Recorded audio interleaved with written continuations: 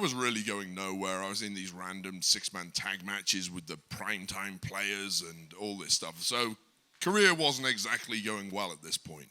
And the guys from WWE.com have been running a show called the JBL and Cole Show. This was just prior to the network getting launched. And the big thing outside of the main television shows was that they were trying to drive audience numbers to YouTube, because they get a bunch of money of people watching the YouTube show. So any content they could get that would get clicks, it would be great, because that would be more money for WWE. So they had a specialist team of guys coming up with content. So they came up with this JBL and Cole Show, which was a really silly, quirky show, but it had a kind of cult underground viewership of people who loved the show. And Cody was on it, and a few of the other guys were making appearances. I think Daniel Bryan was on there. Regal went on there a couple of times. And the guys who ran it came up to me and were like, I think they knew I was pretty unhappy with how things are going at this point in my career. And they said to me, hey, Wade, we'd really like to get you on the show. We can do any character you want. Have you got any ideas? I was like, it would be cool to go on the show, but you're supposed to be the creative guys. Why don't you just come to me with an idea? And we can't really think of anything. And it turns out that, Cody Rhodes, who is a very, very good friend of mine, and has he been up here before? Yeah, he did SWA, which was in Paisley. I want to clarify that. It wasn't Glasgow, it was Paisley. 10 minutes on a train, but it's Paisley. Just in case I get heckled. Well, if he ever comes back to Glasgow and does another one of these Inside the Ropes tours, please come along. He's a hilarious guy, one of my favorite people, and a real good guy, and a guy I get along with well. With the nice stuff being said, he is a liar. Possibly the biggest liar I've ever met. And I don't mean that in a malicious way. He just loves to lie about stuff that is completely inconsequential. And he came up with this story once where when he was a kid, he was watching TV and some wrestling came on. It was really old and it was black and white, and I came out. Now, clearly this doesn't make sense because I'm 5 years older than Cody, but anyway, let me continue. He comes out and he tells everyone, so I was watching TV and Wade comes out and you know how grumpy and miserable he is, but he walks out and the main event's about to happen, and Wade was wrestling as a guy called Bad News Barrett, and he just got in the ring, took the mic and said, excuse me, I'm afraid I've got some bad news. The main event is cancelled. And then apparently I got out of the ring, walked to the back, the credits rolled, and the show ended flat as and the fans are pretty pissed off in Cody's mind. So this story went on for a couple of weeks, and I kind of forgot about it. And anyway, so these guys then come up to me and say, do you have any ideas? And I really didn't. I wasn't like, I want to be the wrestling plumber or whatever it was. There was nothing in my mind. And then just as they were leaving, I said, wait a minute, Cody's on the show, right? Make me Bad News Barrett. I just turn up at the end and I give out bad news.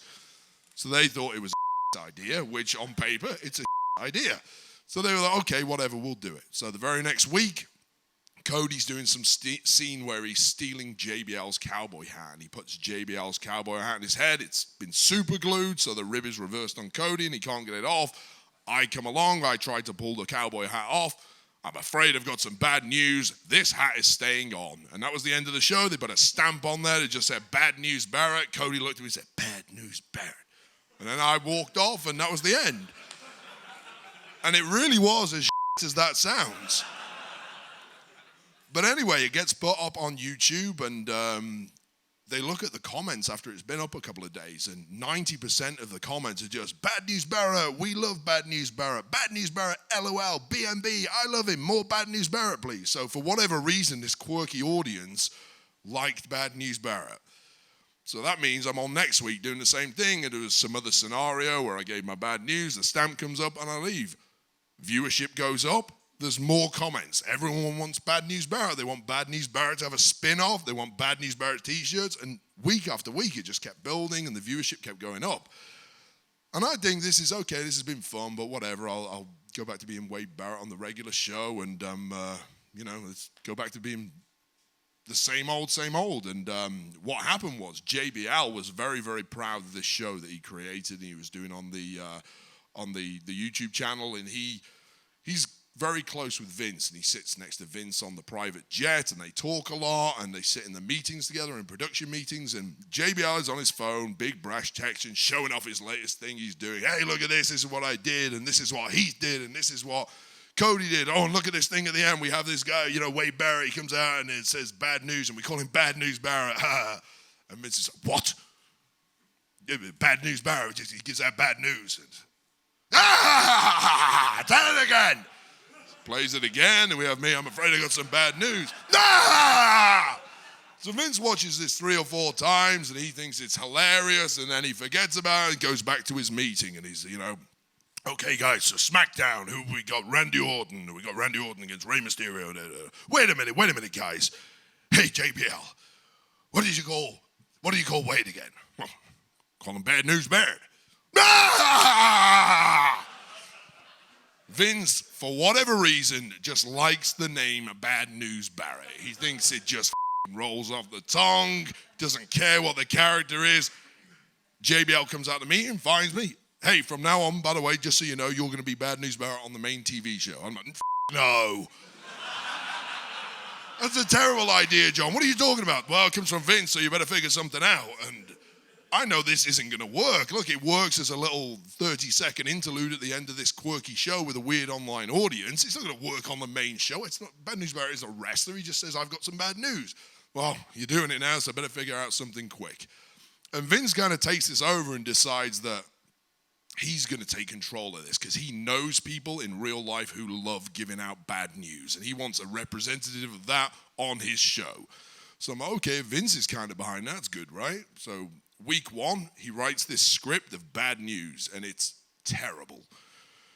And I have to go out, and I stand next to Michael Cole, and we've got this little wooden podium next to him where he's doing his commentary, and I stand there.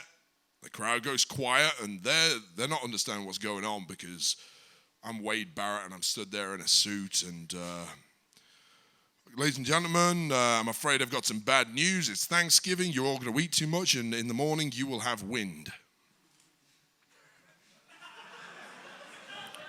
I was in an arena with 15,000 people, and the reaction I just got then was 10 times bigger than the reaction he got in the arena. It was silent. And anyway, I hear this guy about 3 seats away from where I was standing shout, "Are we supposed to find this funny?" It was pretty humiliating. So anyway, I walked to the back and I said to Vince, this, it felt really flat. And he's like, just have a think, see what we can do. So I come back to him, I come up with this idea that I want to use a gavel. Gavels are annoying, banging the gavel. So I sell it to Vince. Vince doesn't really like the idea, but he says, okay, give it a try. So the next week, same thing. I'm stood there at the podium and doing a little gaveling, slightly bigger reaction, but again, it's very flat and it's just not working. So I go back again, Vince, it needs something else. He goes, okay, go away, I have a think. And that week I was watching some stuff on YouTube and I was watching the old entrance of The Brood. And The Brood, if you're not familiar with them, were kind of late 90s. It's how Edge and Christian and Gangrel debuted in WWE. They were vampires and they used to come up through a podium on the stage. There'd be a ring of fire. They'd rise up on it like vampires and then step over the fire and walk to the ring. I thought, what would be really cool? If I could be like a guy who comes up through the ring on my podium, give my bad news, and disappear again. I think I'd seen Dr. Evil on Austin Powers or something recently. I think he did something similar to that. So I thought, it's quirky, it's dumb. The whole thing is dumb. The more stupid we can make it, the better. And Vince thinks about it, starts laughing, and he goes, I hope you're not afraid of heights. I'm like, what? He puts his headset on and he's watching the monitor again, and I've got to get out of there because he's back focused on Raw or whatever match was going on, so I walk off. The very next week, we've got this giant 40-foot scissor lift that I know from your perspective at home, it all looks very safe, but that thing, when I was up there, they aren't supposed to be extended fully. They're supposed to be extended at most about 50%. I went all the way to the top on this thing because Vince demanded that. That thing is swaying around. I'm trying to remember my promo and hit my timing and stuff like that, and that is what really made Bad News Barrett start to work, because we took something that was incredibly dry and bland and we turned it into a spectacle, and suddenly people could not wait to see Bad News Barrett come up on his podium. And really, I was talking absolute nonsense. I've got some bad news or whatever it was. It was kind of funny, but it got over to such a huge extent because something that could have been very dry and bland and boring was turned into a spectacle. And that's really what pro wrestling is. It's not, if people wanted real wrestling, they'd watch amateur wrestling, which is boring as to watch because no one watches it at the Olympics. Let's be honest. No disrespect to amateur wrestling, but it's boring to watch. So pro wrestling is about spectacle, and the bigger a spectacle we can make it, the better it is. And the fact that we did something that no one had seen before was what captured people's imaginations and set Bad News Barrett onto the run that he ended up having.